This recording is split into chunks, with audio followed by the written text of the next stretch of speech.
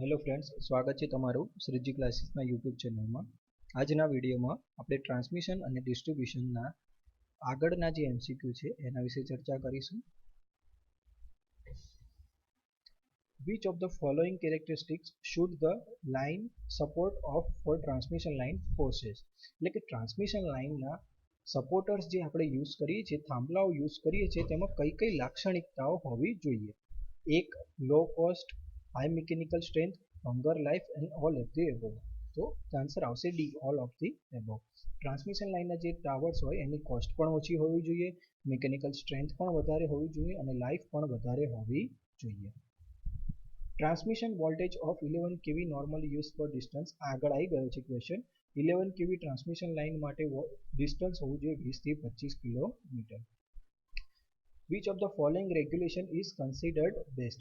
એટલે કે નીચેનામાંથી કયું રેગ્યુલેશન સૌથી સારામાં સારું છે? તો હંમેશા ઓપ્શનમાં જે લોવેસ્ટ વેલ્યુ આપી હોય એ જ સિલેક્ટ કરવી. અહીંયા 2% છે માટે 2%. સ્કિન એફેક્ટ ઇઝ પ્રપોઝનલ ટુ, અહીંયા ઓપ્શન બધા તમને સરખા આપ્યા છે, પરંતુ ધ્યાન રાખજો ઓપ્શનમાં કંડક્ટર ડાયામીટર સ્ક્વેર વાળો જે ઓપ્શન હોય એ જ પસંદ કરવો. એટલે જે ડાયામીટર ઓફ કંડક્ટરનો વર્ગ હોય એ જ વાળો ઓપ્શન પસંદ કરવો. A conductor due to sag between two supports takes the form of, એટલે કે સેગના કારણે કંડક્ટર કયા પ્રકારનો આકાર ધરાવે છે? તો એક કેટેનરી, એટલે કે ડી ઓપ્શન આવશે આમાં. ફરીથી એનો એક સવાલ છે. In ACSR conductor the insulation between aluminum and steel conductor is, answer આવશે D, no insulation is required. એટલે કે ACSR કંડક્ટરમાં એલ્યુમિનિયમ અને સ્ટીલ કોર વચ્ચે ઇન્સ્યુલેશન વાપરવામાં આવે છે કે નથી વાપરવામાં આવતું? વાપરવામાં આવે તો 3 ઓપ્શન આપ્યા છે અને છેલ્લું લખેલું છે નો ઇન્સ્યુલેશન ઇઝ રિક્વાયર્ડ. આન્સર આવશે ડી, કે એલ્યુમિનિયમ અને સ્ટીલ વચ્ચે ઇન્સ્યુલેશન રાખવામાં આવતું નથી.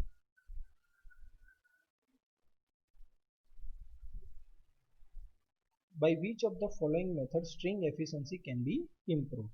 એટલે કે નીચેનામાંથી કઈ મેથડ વડે સ્ટ્રિંગ એફિશિયન્સી આપણે સુધારી શકીએ છીએ? Using a guard ring, braiding the insulator, using a longer cross arm, any of the above. તો એનો જવાબ આવશે D, any of the above.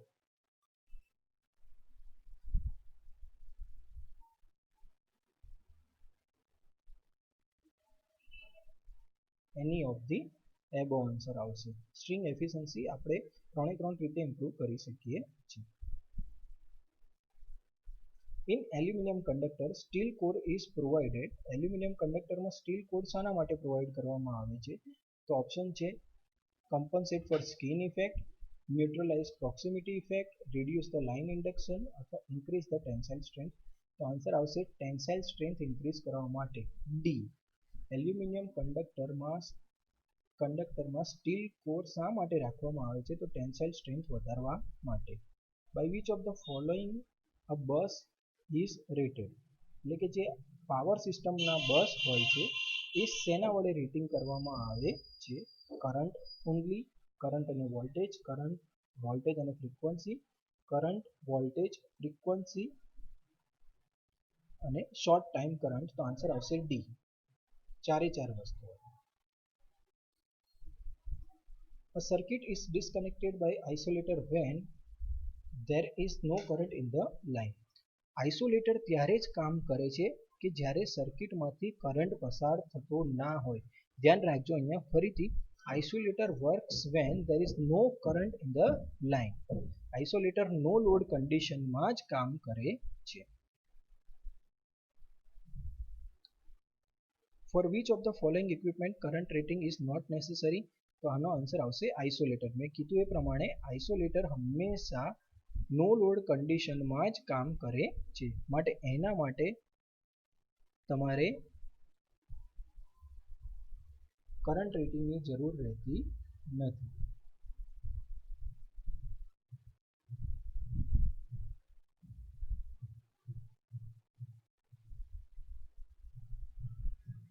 પછીનો ક્વેશ્ચન છે, in In substation, the following equipment is not installed.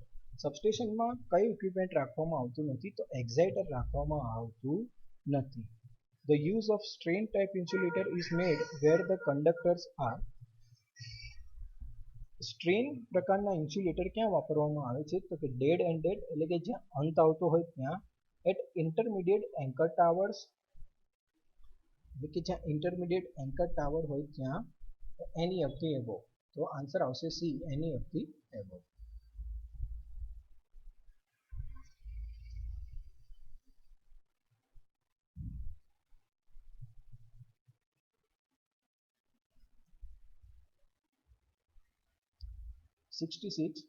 The current drawn by the line due to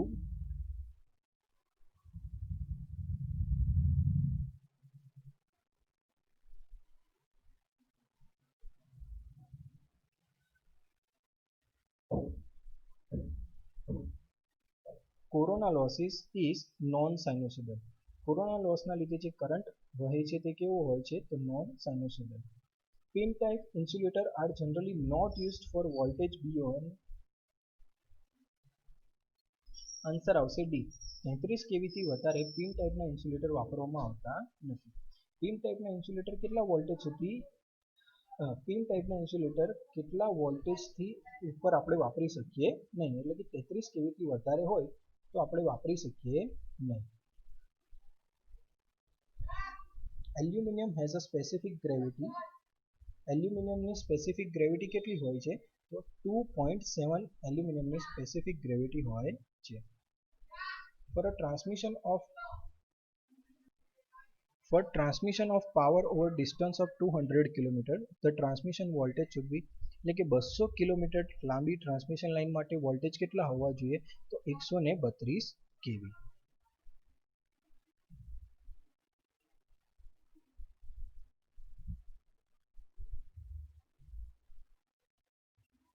In a tap changing tower transformer, tappings are provided on. Tapping હંમેશા કઈ side provide કરવામાં આવે છે? તો high voltage winding પર જ tapping provide કરવામાં આવે છે.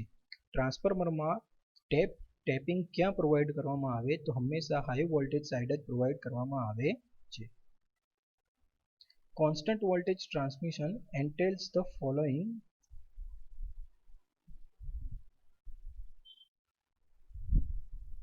ડિસએડવાન્ટેજ. કોન્સ્ટન્ટ વોલ્ટેજ ટ્રાન્સમિશન લાઇનમાં કયો ડિસએડવાન્ટેજ હોય છે? તો એનો જે શોર્ટ સર્કિટ કરંટ હોય છે તેની કિંમત વધારે હોય છે. કોન્સ્ટન્ટ વોલ્ટેજ રાખીએ ટ્રાન્સમિશન લાઇનમાં તો એનો ડિસએડવાન્ટેજ છે કે શોર્ટ સર્કિટ કરંટની કિંમત ઘણી બધી વધારે થાય છે. સ્કિન ઇફેક્ટ શેના પર આધાર રાખે છે? On which of the following factor skin effect depends? Frequency of the current, size of the conductor, resistivity of the conductor, all of the above. તો આન્સર આવશે ડી, બધા પર આધાર રાખે છે. The effect of corona can be detected by.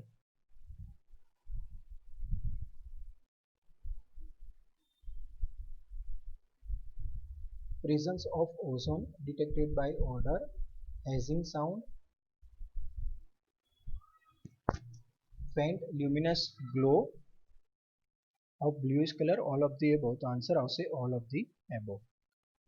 74. For transmission of power over distance of 500 km,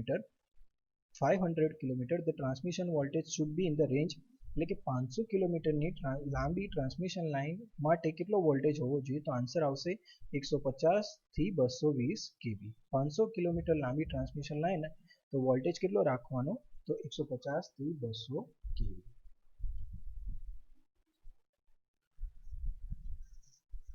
Breakdown of insulation of a cable can be avoided economically by the use of, એટલે કે જે insulation કેબલનું જે insulation છે એને breakdown એટલે એને નુકસાન થતું અટકાવવા માટે શું કરી શકીએ? શેનાથી?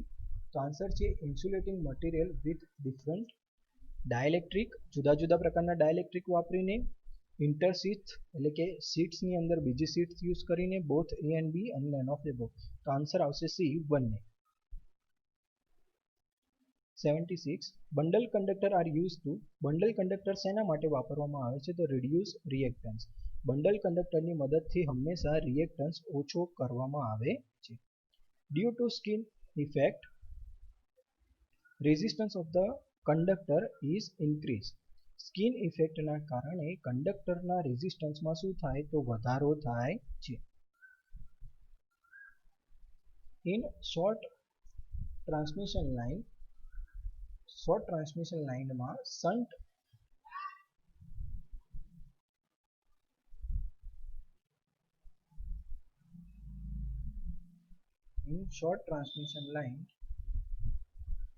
શન્ટિંગ effect is neglected. Short transmission લાઇનમાં કેપેસિટન્સ અસર અથવા તો કહીએ શન્ટિંગ ઇફેક્ટ ગણવામાં આવતી નથી. ધ્યાન રાખજો, શોર્ટ ટ્રાન્સમિશન લાઇન હોય ત્યારે કેપેસિટન્સની અસર ઘણી બધી સ્મોલ હોય છે, એટલા માટે શન્ટિંગ ઇફેક્ટ કે કેપેસિટન્સની અસર ગણવામાં આવતી નથી. For aluminium as compare to copper all of the following factors have higher value except. Aluminium માટે નીચેનામાંથી બધી વેલ્યુ વધારે હોય છે એક્સેપ્ટ, એટલે આમાંથી કોઈ કેક ખોટું છે. તો સ્પેસિફિક વોલ્યુમ એલ્યુમિનિયમનું વધારે હોય છે.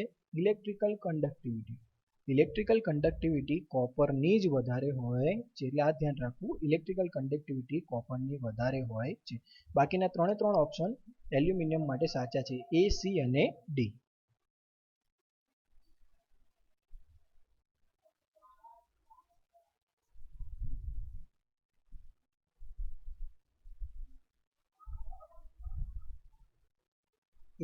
Which of the following equipment used for regulating the voltage in distribution feeder will be most economical?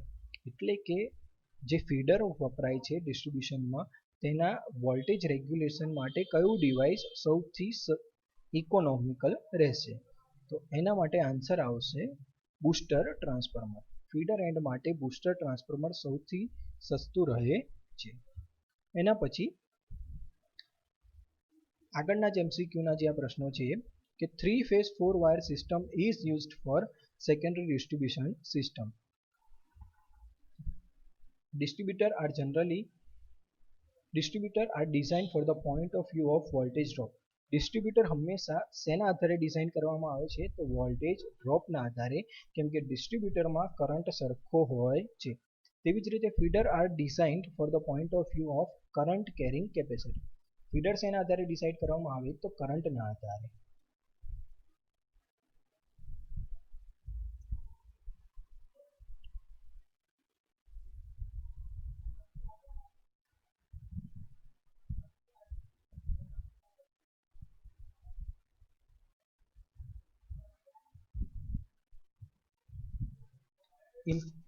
Improving power phase.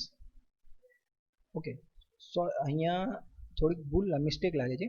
Improving power factor હશે કે પાવર ફેક્ટર ઇમ્પ્રૂવ કરવાથી શું થાય તો પાવર ફેક્ટર ઇમ્પ્રૂવ કરવાથી આઉટપુટ માટે કરંટમાં ઘટાડો થાય છે, કે જે આપણને આઉટપુટ હોય આપ્યો હોય તેમાં કરંટની વેલ્યુમાં ઘટાડો થાય છે. એટલે ધ્યાન રાખજો, પાવર ફેક્ટર હશે અહીંયા. એસીઆઈએસઆર કંડક્ટરમાં શું હોય તો એનો જે આઉટર કંડક્ટર હોય એ એલ્યુમિનિયમનો બનેલો હોય છે. The effect of wind pressure is more on, એટલે કે વિન્ડ પ્રેશરની ઇફેક્ટ કોના પર વધારે હોય છે તો કે સપોર્ટિંગ ટાવર પર વધારે હોય છે.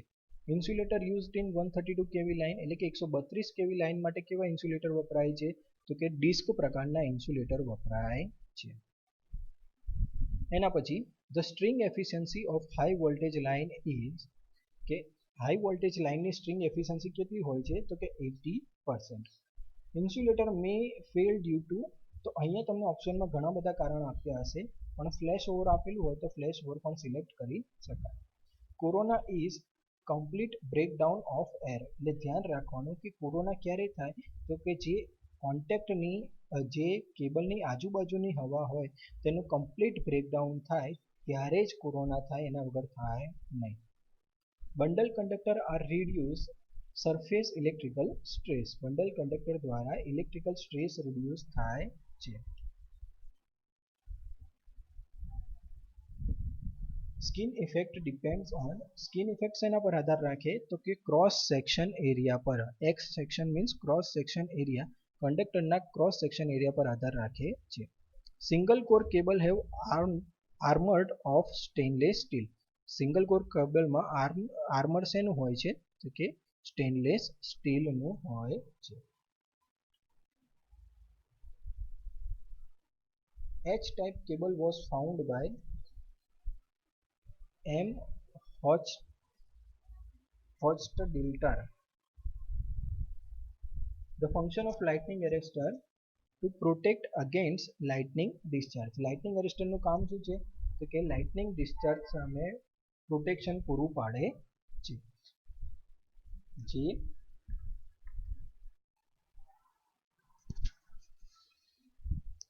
લાઇટનિંગ એરેસ્ટર છે તે આપણને શેના સામે પ્રોટેક્શન પૂરું પાડે છે તો કે લાઇટનિંગ ડિસ્ચાર્જ વીજળીના કારણે જે ઓવર વોલ્ટેજ આવે છે તેની સામે રક્ષણ પૂરું પાડે છે.